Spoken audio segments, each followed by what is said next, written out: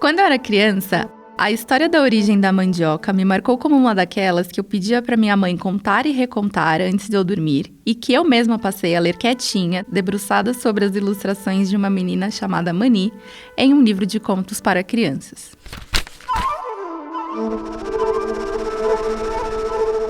Há milhares de anos atrás, quando apenas os povos originários habitavam o continente que hoje chamamos de América, nasceu Mani, menina de uma aldeia indígena do tronco Tupi.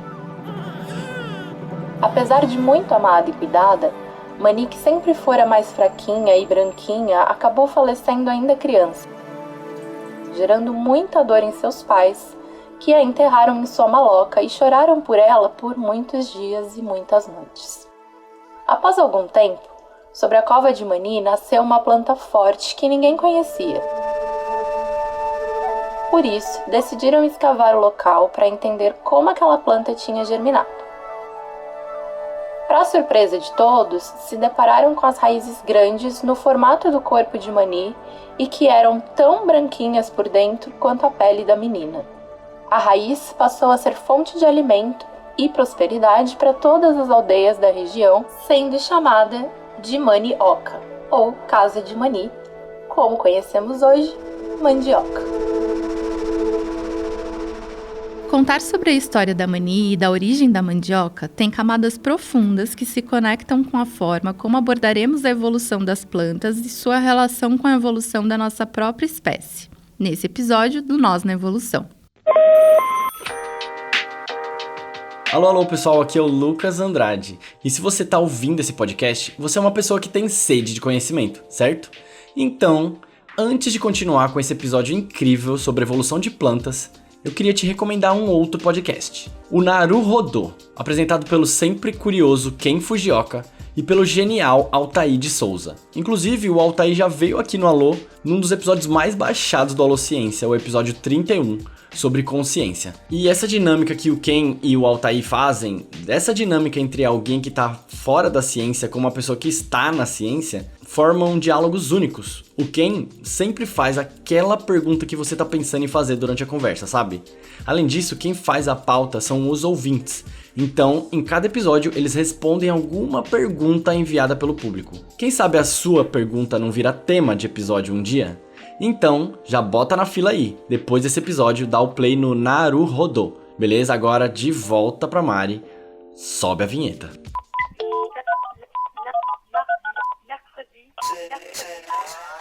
Alô? Planeta Terra!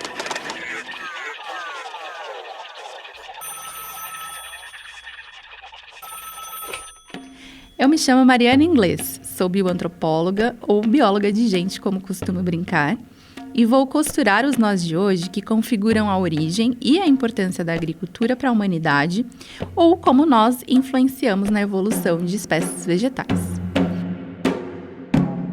Para explorar esse tema, a gente convidou a Laura. Eu sou a Laura Pereira Furquim, eu sou arqueóloga e historiadora. Nos últimos anos eu tenho me dedicado a estudar a história da agricultura, a história da relação entre as pessoas e as plantas e a história da alimentação, principalmente na Amazônia Antiga. Para entender a história da agricultura e sua relação com a história evolutiva humana, a gente quis aproveitar os conhecimentos e experiências da Laura para nos contar sobre 2 episódios bem importantes. A Revolução Neolítica, também chamada de Primeira Revolução Agrícola, e sobre a mais recente Revolução Verde. Acho que antes de mais nada, eu acho que é importante a gente pensar que evolução nada mais é do que mudança ao longo do tempo, né? Então a mudança, ela não tem um sentido de acontecer, né? Ela não vai para frente ou para trás, ela não melhora nem piora, ela é o que ela é, uma mudança, né? Então às vezes a gente tem na cabeça uma ideia de que a evolução tem a ver com o melhoramento de algo, então que a evolução da agricultura teria a ver com o melhoramento da agricultura e uma maior aquisição de alimentos, uma intensificação da produtividade agrícola ao longo do tempo. E quando a gente está pensando na história antiga, na história profunda da agricultura, a gente vê que isso não se sustenta, né? A mudança que acontece em relação às formas agrícolas ao longo do tempo, ela segue várias direções. Esse ponto aqui é bem importante, porque no Brasil e no mundo, falar em evolução e em agricultura, para muita gente, é sinônimo de pensar em produções que dependem da industrialização. Agro é tecnologia, é a internet no campo, é o drone que mapeia as lavouras. O uso de maquinários de grande porte. É o trator ligado no GPS, é a agricultura de precisão. Da monocultura, do uso de agrotóxicos e fertilizantes químicos. Já é possível produzir tecidos com repelentes a insetos e películas transparentes que tornam mais duráveis as frutas e legumes. Agroetec, agroepop, agroetec, agroepop, agroetudo. Tudo isso é uma ideia que foi construída a partir da década de 60, 70 e 80 no Brasil. E ela tem muito a ver com um processo de mecanização do campo, de industrialização do campo, que no Brasil fica conhecido como Revolução Verde, mas que bebe muito de um processo que se iniciou no pós-guerra, principalmente nos Estados Unidos. Ela começa a ter efeitos no Brasil, então, entre a década de 60, 70 e 80. Se a gente for pensar bem nesse período, não é uma coincidência que esses tenham sido os anos em que a gente sofreu com a ditadura empresarial, civil e militar. Vale dizer aqui que a mecanização do campo foi e é importante, só que nem tudo são flores, e esse sistema de mecanização não é perfeito.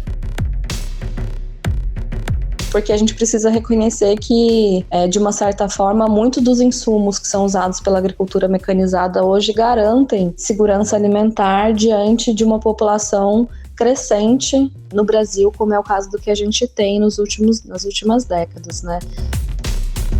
O principal efeito da mecanização do campo foi a expansão dos latifúndios, a expropriação de terras, a criação de um exército informal de trabalhadores, né, a ampliação de situações análogas à escravidão e de escravidão no campo, e principalmente o êxodo rural. Então, todo esse processo de revolução verde no campo, no Brasil, ela ajudou a criar uma mentalidade de que para garantir a segurança alimentar é necessário mecanizar o campo. Retomando e resumindo até aqui, a Laura nos lembra que a ideia de evolução agrícola, associada a um melhoramento da produtividade no sentido de expansão das monoculturas, de industrialização do campo e da concentração de terras, tem sido as características que definem a Revolução Verde. E para a gente entender como esse pensamento surge, a gente também vai ter que olhar para a ideia de revolução agrícola. As primeiras grandes teorias da arqueologia sobre a agricultura, elas datam também da década de 50, 60, 70. E elas trazem um pouco dessa mentalidade. Para a arqueologia, a agricultura define a história humana. A história da humanidade, ela é separada entre antes e depois da agricultura. Essa ideia, ela vem de um dos principais teóricos da arqueologia, que é um pesquisador australiano que deu aula na Inglaterra, chamado Gordon Childe, e que cunhou o conceito de Revolução Neolítica.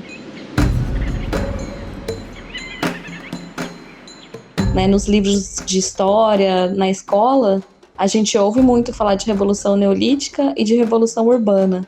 São a idade da pedra lascada, depois tem a idade da pedra polida, depois tem a idade da agricultura, né? Isso vem muito desse pesquisador.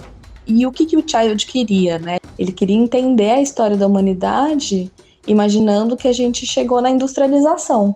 A Revolução Neolítica, ou Revolução Agrícola, buscou explicar a história evolutiva humana com a narrativa de que transicionamos de um estilo de vida nômade e forrageador, que geralmente a gente chama de caçador-coletor, para um estilo de vida sedentário com moradias fixas, possível só a partir do avanço da agricultura, já que essa permitiu o aumento populacional e o surgimento de aglomerados urbanos e cidades como as que conhecemos hoje. Essa ideia de revolução agrícola foi feita baseada em achados arqueológicos na região do Oriente, que fica entre o Mar Mediterrâneo e o que hoje é o Irã. O problema aparece quando essa ideia é exportada para explicar a origem da agricultura no mundo todo, incluindo na América. E aí vira um erro daqueles. A Revolução Neolítica do Child, ela vem para as Américas já um pouco tardiamente, mais ou menos na década de 60 e 70. E quando ela cruza o Atlântico, ela embasa uma série de pesquisadores que vão definir o Neolítico americano como o período formativo. Né? Isso entra dentro, então, de uma perspectiva que vê a história da humanidade dividida como o período arcaico, o período formativo e o período agrícola e urbano. Então, o período formativo, ele seria um período intermediário entre o arcaico e a agricultura e a urbanização.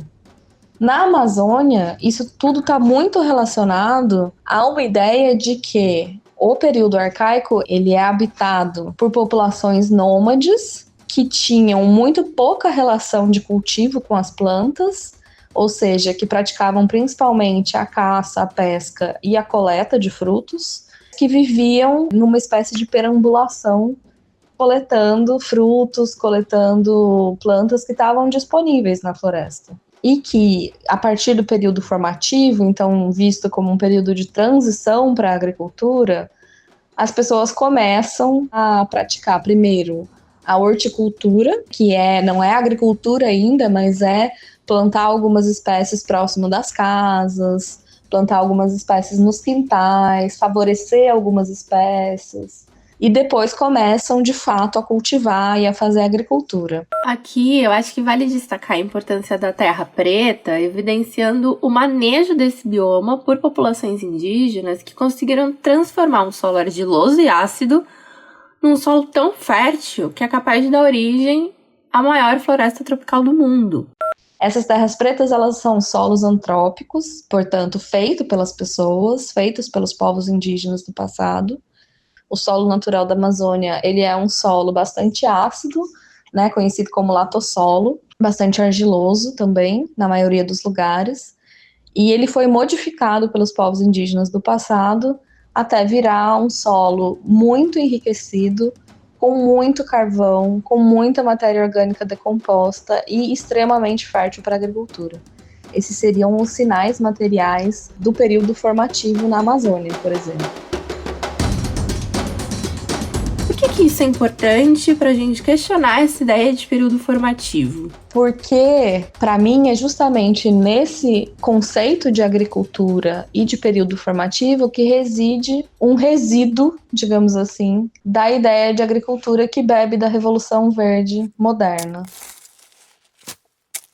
Então, a ideia é de que, durante o período formativo, as pessoas elas começam a cultivar algumas espécies, a modificar o solo, e então elas estão aptas a empreender a domesticação de plantas, e a domesticação ela é vista como um melhoramento de algumas espécies para o cultivo.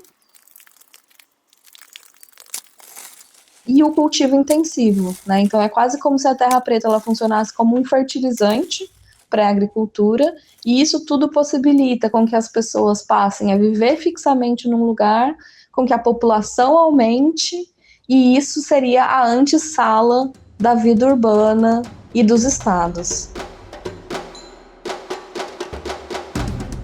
Só que tem um porém. As pessoas, a arqueologia clássica, ela entende que o formativo, ele nunca foi completamente desenvolvido na Amazônia, por exemplo.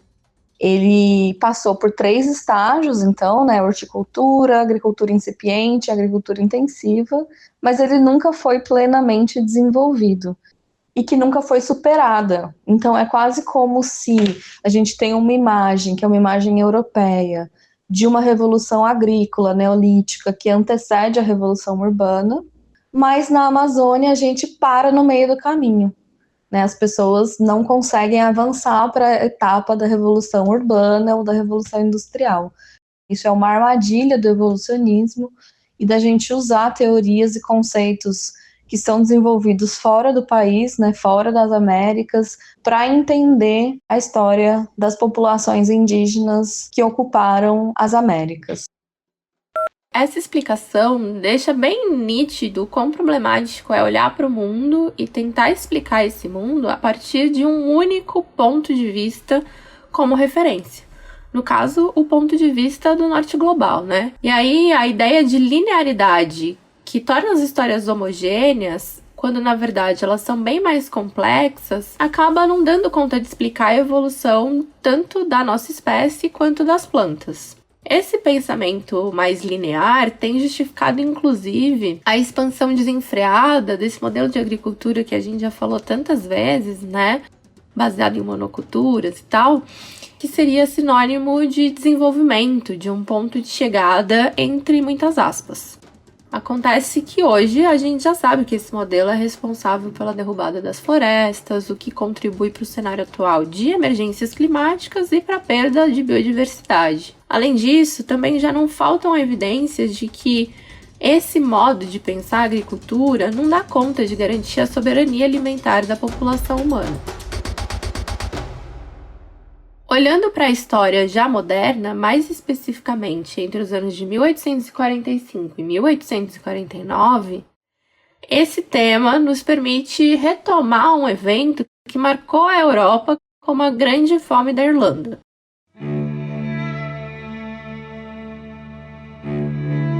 Ilustrando um dos problemas sociais decorrentes da lógica das monoculturas extensivas desde o início do século XIX, a Grande Fome Irlandesa foi um período de extrema pobreza e fome, obviamente, como resultado da dependência quase que exclusiva no cultivo de batata como fonte de alimento, que era a base para essa população.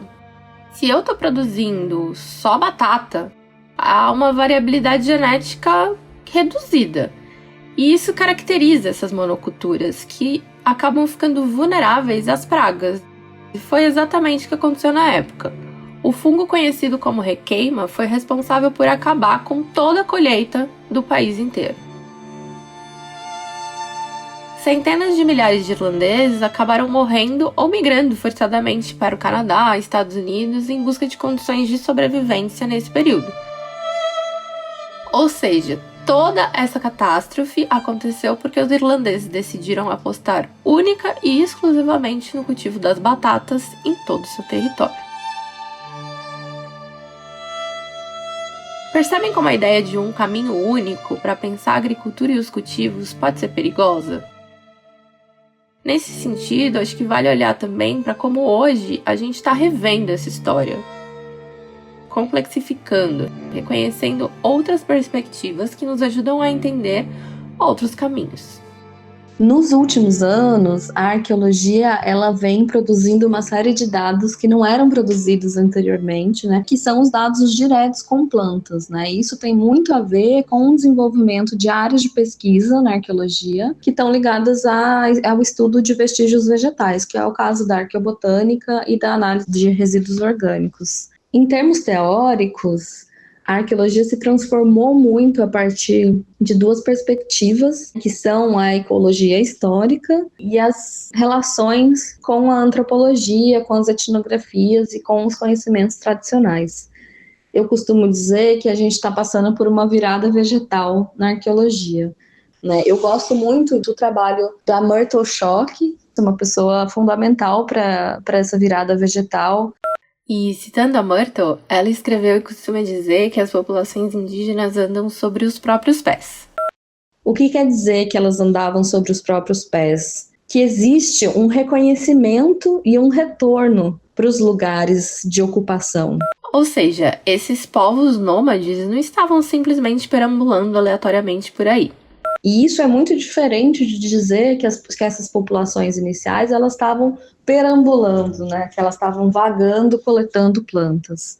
A Myrtle ela diz isso principalmente baseada nas plantas que ela identifica nos sítios arqueológicos antigos E tanto ela como a Jennifer Watling, que é outra colega e professora também, elas têm, então, contribuído muito para essa mudança de perspectivas. Resumidamente, a mudança de perspectiva que a arqueobotânica trouxe, ela está ligada, então, a entender que desde a origem da ocupação humana indígena das Américas e da Amazônia em específico, as pessoas, os povos indígenas já estão fazendo manejo, já estão fazendo uso de plantas cultivadas e já estão fazendo o reconhecimento e o retorno para áreas antropizadas. São áreas antropizadas, né? Áreas que têm espécies úteis, né? Espécies que elas reconhecem como comestíveis ou como úteis para construção, como remédios, plantas simbólicas, plantas de poder, e que então pautam essa movimentação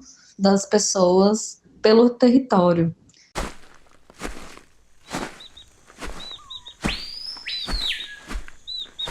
A Laura enfatiza a importância de reconhecermos que os povos indígenas, que estão desde o início ocupando esses territórios há milhares de anos, conheciam as paisagens, modificavam essas paisagens a partir da interação com as plantas e retornavam a essas mesmas paisagens após alguns períodos interagindo com outros territórios.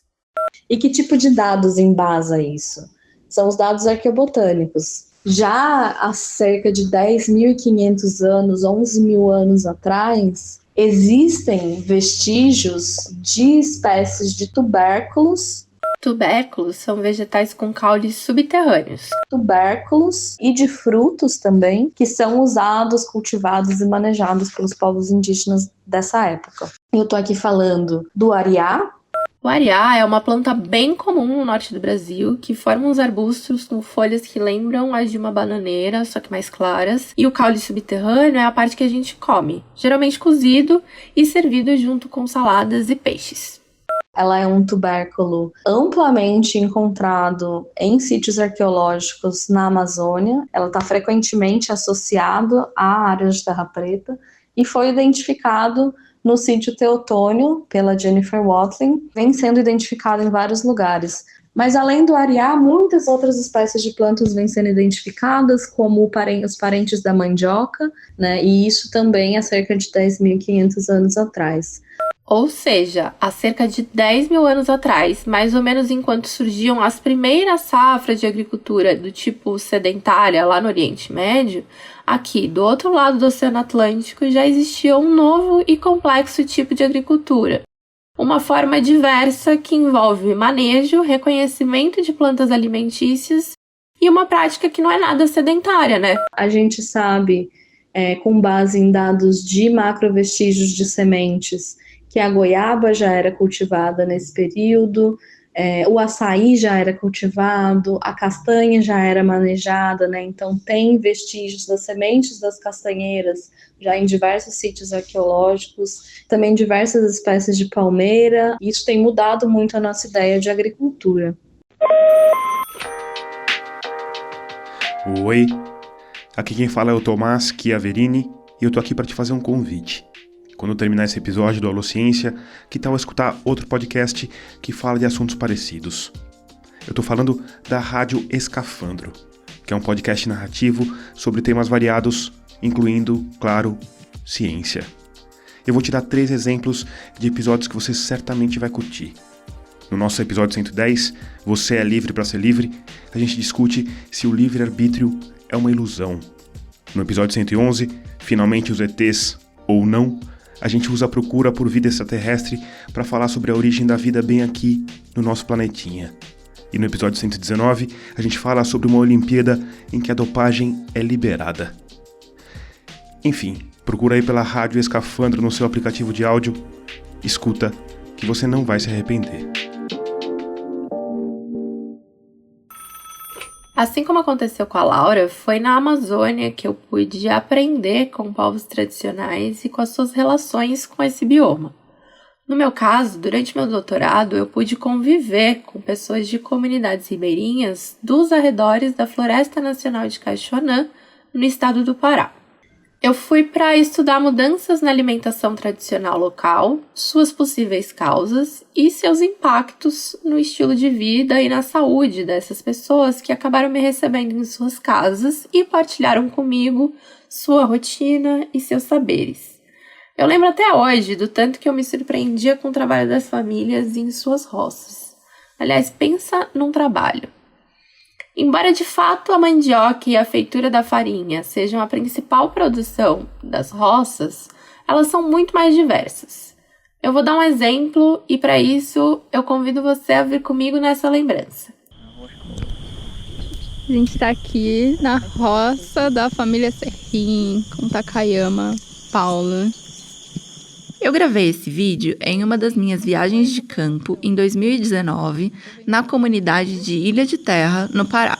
E aí, gente, como foi essa plantação? O que tem aqui? Tô vendo melancia. Boa tarde.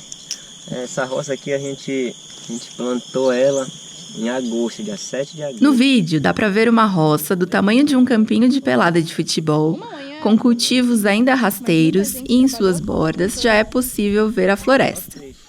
Quem nos conta sobre essa roça são os irmãos Takaya e Paulinho. Estão muito lindas. Mas antes delas ir espalhando, Ela floria primeiro. tem que plantar a maniva. Quando ela estiver espalhada, que a gente for plantar, provavelmente ela irá morrer. A gente vai começar a pisar quando estiver plantando. A maniva, exatamente, ela é plantada depois de um mês que está plantada a melancia. Então, em setembro, vocês vieram com a maniva. Foi. Que tá aqui, né? Além de me mostrarem a melancia e a maniva em crescimento, Takaya faz questão de me falar sobre sua tecnologia para evitar que a produção seja comida por animais. Aí, filme essas linhazinhas que a gente coloca aí, ó. Essas linhas pequenas é por causa do veado. Veado, se não colocar o veado vem e come tudinho e a gente não produz nada.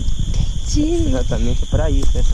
E aqui tem muito veado? Tem. E só com essa linhazinha ele já não entra? Não entra. Isso daqui é A gente consegue ver que, na verdade, a cerca é composta por um barbante amarrado entre duas estacas na altura da nossa canela. Exatamente é um balador que a gente faz falso. Balalô. Balador. Perdão. Para quem não sabe o que é um balador, assim como eu não sabia, é uma estrutura de madeira que dá suporte para o gatilho de uma espingarda, ou seja, é uma armadilha que leva ao disparo da arma para caça de espécies como o veado, caso o animal encoste no barbante. Perdão. Falso, que é para enganar o veado, para dizer que é uma arma, entendeu? Entendi, ele é falso. E o veado já assusta? Já assusta, é. Tadinho. Mas que legal. Basicamente é isso, né? Muito massa, gente. Quando eu visitei essa roça do Paulinho e do Takaya, cheia de variedades, eu achei linda, mas mais do que isso, eu já fiquei encantada pela quantidade de saber, de conhecimento envolvida para a produção desses alimentos. Aí depois eu fui pesquisar e encontrei estudos que defendem que, por exemplo, essa junção de melancia com mandioca faz um super sentido por ser bem vantajosa. A mandioca, ou a maniva, como a gente costuma falar, não compete por solo com a melancia. E as sombras da maniva protegem a melancia do sol e de pragas. Além disso, o ciclo de produção dessas plantas é diferente. O ciclo da melancia é de 2 a 3 meses e o da mandioca é de 12 a 24 meses. Então, eles sempre têm opções de alimentação entre um ciclo e outro, percebe? Todo esse conhecimento não saiu da leitura de artigos científicos, mas essa roça diversa é resultado de uma sabedoria ancestral. Mesmo que a melancia não seja nativa do Brasil, a prática de fazer roça cheia de variedades vem do respeito à memória, ao saber dos mais velhos, porque é uma tecnologia que dá certo há milhares de anos. E é fruto de testes, de misturas dos seus antepassados, roças milenares praticadas pelos povos que vivem aqui muito antes da invasão portuguesa.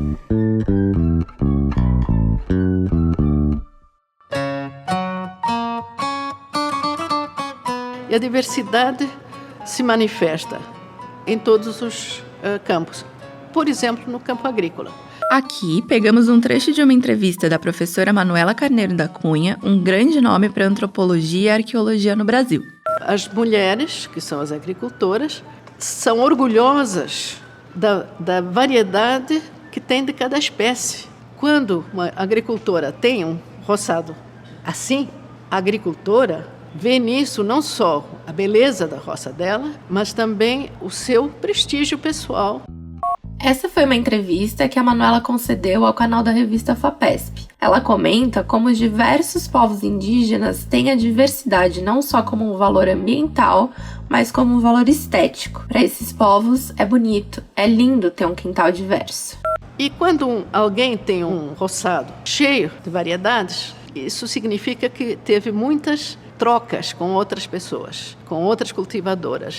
Ou seja, não só acham a diversidade algo bonito, mas também é um indicador de respeito, um indicador de rede, ou o que aqui em São Paulo muita gente chamaria de network, sabe?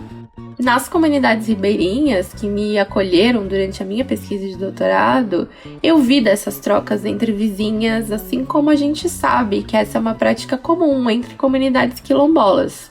Então, a rede, tanto de parentes quanto de visitas, às vezes de uma visita completamente fora daquele lugar, sempre elas trazem novas variedades, sempre. Nesse caso de mandiocas, mas o mesmo vale para batata doce, para os caiapó, o mesmo vale para amendoim, para os caoaieté, né? O mesmo vale para favas e feijões, para os craó. Né? Os baniwa, por exemplo, são campeões de pimentas, né? De diversidade de pimentas. Enfim, tem uma grande diversidade entre as várias sociedades também. Como vimos nessa temporada mesmo, a base para acontecer a evolução é a diversidade. Então, esse tipo de valor cultural afeta a evolução dentro das florestas. Diferente do que acontece em uma plantação dessas que a gente está acostumado, que só tem um tipo de vegetal plantado em um terreno. Então, você tem, por exemplo, a mandioca, evidentemente, e essa mandioca é um clone. A mandioca é plantada com um pedacinho do que se chama maniva, da estipe, né? Você corta ali, bota na terra e acabou. Portanto, ela é um clone daquilo, né? Ela não é fruto de diversidade, ela não tem diversidade nenhuma. Já parou para pensar que uma plantação de mandioca, por exemplo, muitas vezes podem ser clones de um mesmo indivíduo? Mas quando a gente fala de roçados indígenas e de comunidades tradicionais dos povos da mata... Como é que existe tantas, 200 às vezes, variedades de mandioca no Alto Rio Negro?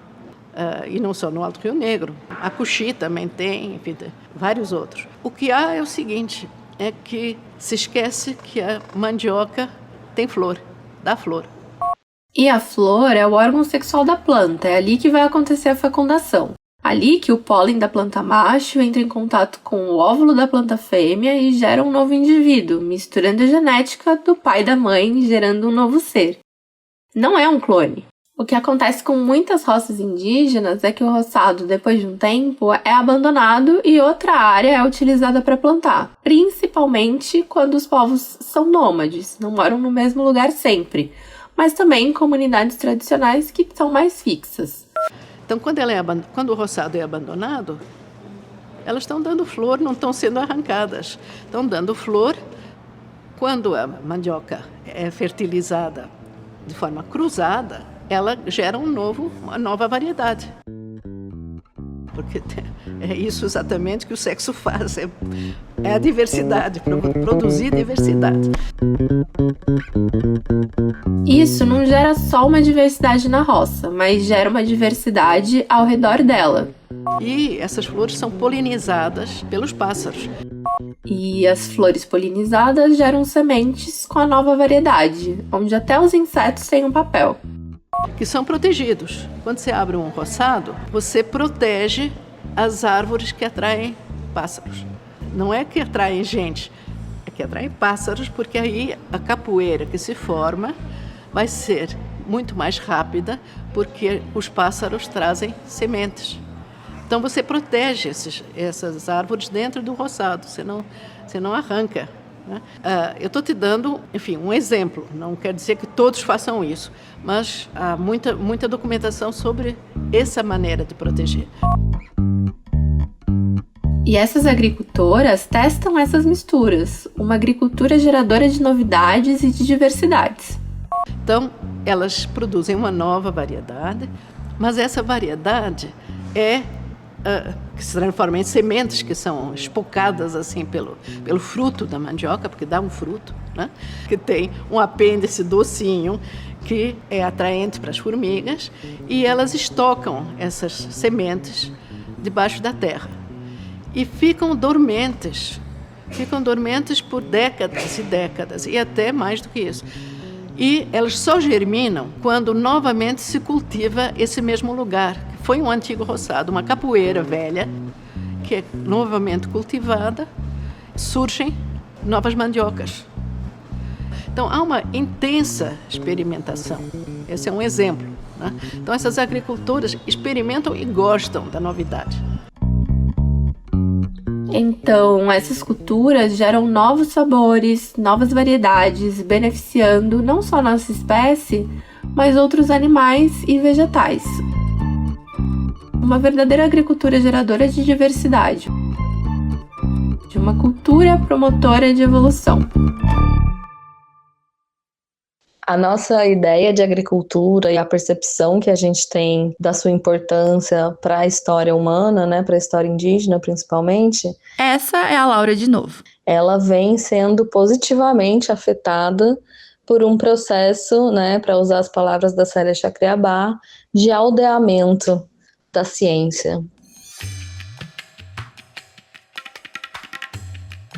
Então é um processo que vem já de um certo tempo, que tem se intensificado recentemente, a partir da entrada de milhares de estudantes indígenas em universidades, mas também da valorização de pessoas que têm notório saber indígena sobre um determinado assunto, e também de pesquisas etnográficas e antropológicas sobre esse tema. Eu acho que é bastante importante a gente dizer que mais ou tão importante quanto o desenvolvimento de métodos e de técnicas para o estudo da agricultura no passado é aprender a abrir o ouvido e a valorizar de fato as narrativas indígenas sobre esses temas.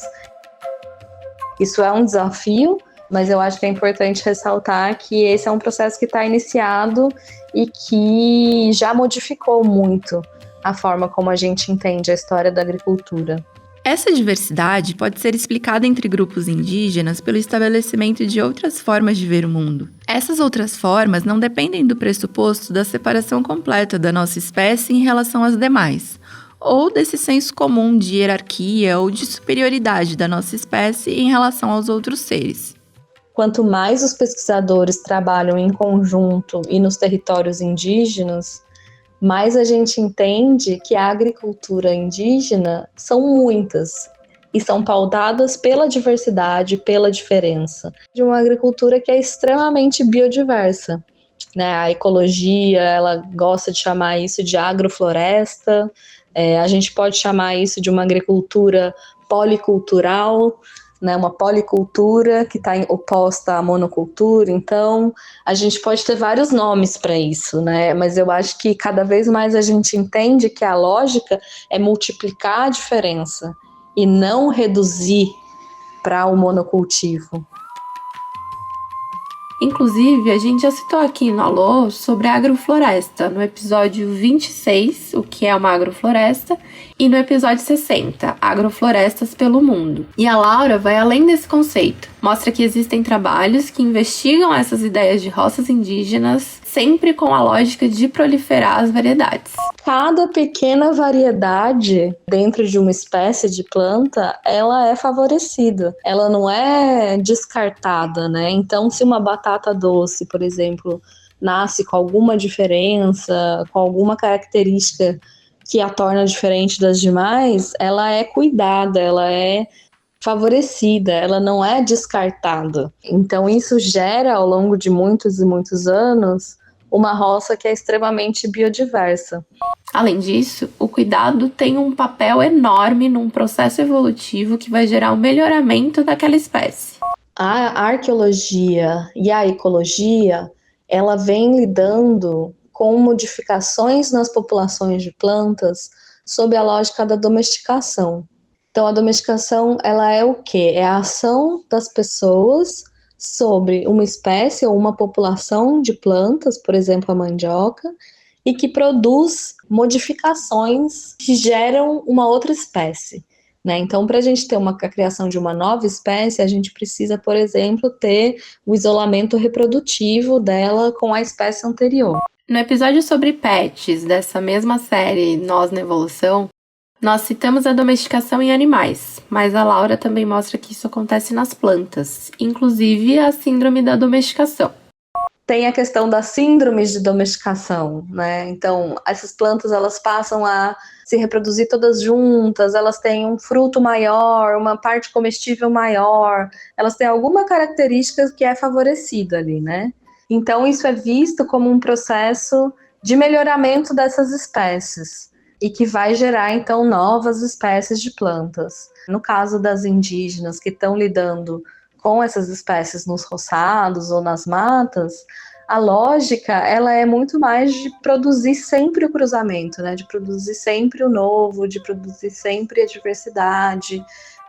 E é feita a partir de uma relação, então, de cuidado com as plantas, né? E o cuidado, ele varia de favorecimento. Então, eu vou limpar aqui uma área de uma castanheira que eu vou coletar no ano que vem para que ela possa crescer mais.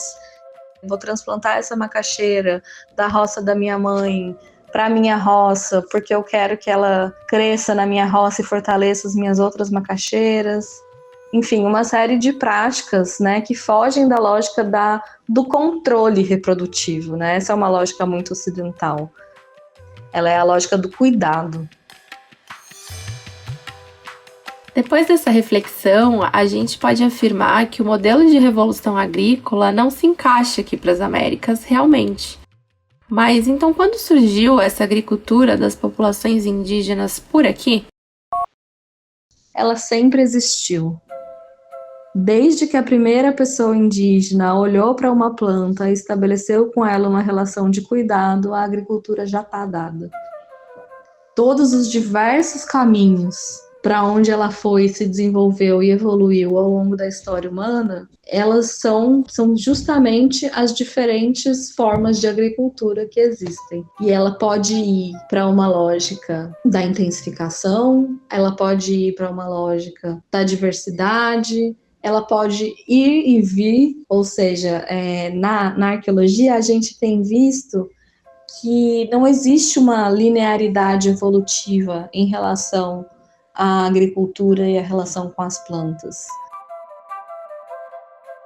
Um ótimo exemplo sobre isso é uma espécie nativa muito importante para a gente, tanto que é o centro da culinária das festas juninas, o milho.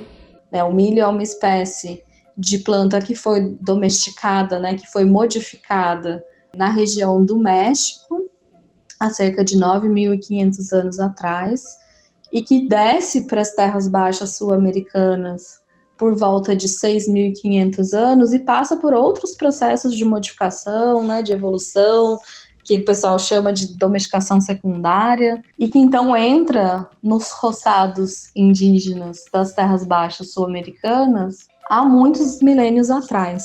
Mas isso não significa que a gente vai ter, com a passagem do tempo, o desenvolvimento do monocultivo do milho.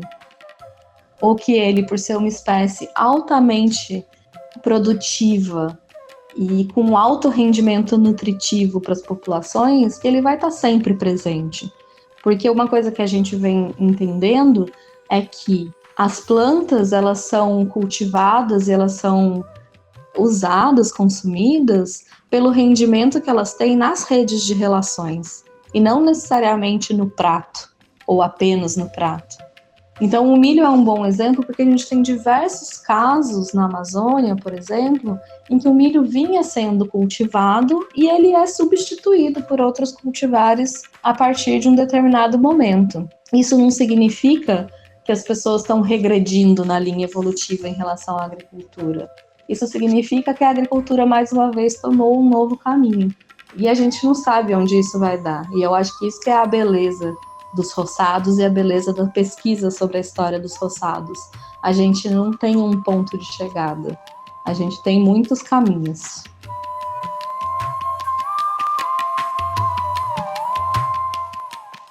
Como nos lembra Nego Bispo, não precisaríamos falar em preservação da natureza se nos relacionássemos com a natureza. A agricultura tradicional, que por milhares de anos predominou a história evolutiva humana, sempre foi sobre uma relação profunda com as espécies vegetais, mas não só, já que os cultivos também dependem das relações com a fauna e com os fatores físicos, como solo, água e clima. Vale lembrar que a nossa alimentação e o combate à fome dependem de cultivos diversos e desse equilíbrio, cuja manutenção já é conhecida e tem sido mantida pelos povos tradicionais. Na investigação e construção desse episódio, eu concluo que são essas as formas de cultivo justamente as mais sofisticadas, na contramão do caminho das monoculturas que levam à concentração de terras e de capital na mão de poucos, às custas da destruição das florestas e de vidas humanas e não humanas.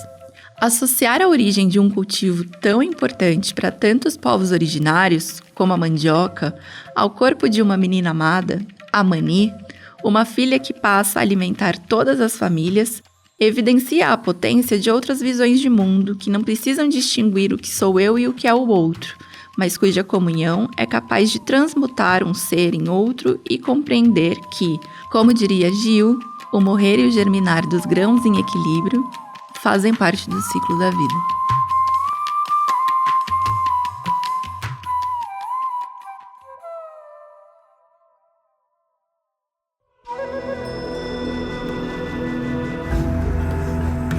Você gostou desse episódio?